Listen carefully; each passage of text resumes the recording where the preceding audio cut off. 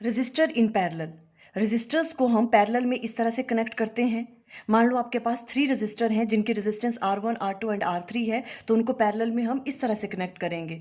जब भी रजिस्टर को हम पैरेलल में कनेक्ट करते हैं तो आपको 2 बातें याद रखनी है। फर्स्ट वन, ईच रजिस्टर में करंट की वैल्यू डिफरेंट होगी। देखो जैसे मान लो यहाँ से टोटल करंट आई आ रहा है, कुछ करंट यहाँ पास करेगा, कुछ यहाँ, कुछ यहाँ, तो ईच रजिस्टर में करंट की वैल्यू डिफरेंट होती है। And second point, potential difference की वैल्यू ईच रजिस्टर में सेम होती है।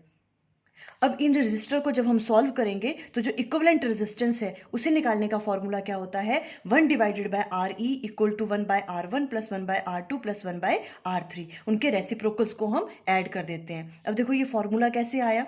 मान लो आपके पास 3 रजिस्टर हैं जिनकी resistance R1, R2 and R3 है। इस तरह से उनको हम पैरेलल में कनेक्ट करेंगे। यहाँ से टोटल करंट I पास करेगा, तो यहाँ से I1 पास कर रहा है, यहाँ से I2 एंड यहाँ से I3।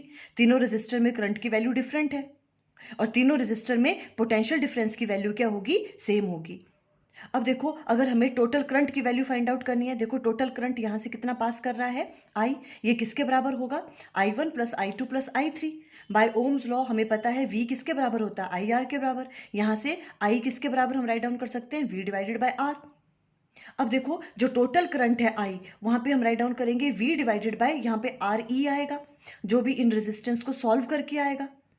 टोटल रेजिस्टेंस उसकी वैल्यू आएगी यहाँ पे R equivalent equal to I1 की जगह आ जाएगा V divided by R1, I2 की जगह V divided by R2 and I3 की जगह V divided by R3। V हमने सेम क्यों लिया, बिकॉज पैरेलल में रेजिस्टर पोटेंशियल डिफरेंस की वैल्यू क्या रहती है, सेम रहती है। अब देखो यहाँ से हमने V कॉमन लिया, V से V कैंसिल आउट हो गया और ये सॉल्व करके आ जाएगा 1 divided by R equal to 1 by R1 plus 1 by R2 plus 1 by R3। Full explanation की वीडियो का लिंक स्क्रीन पे आ रहा होगा। Thank you.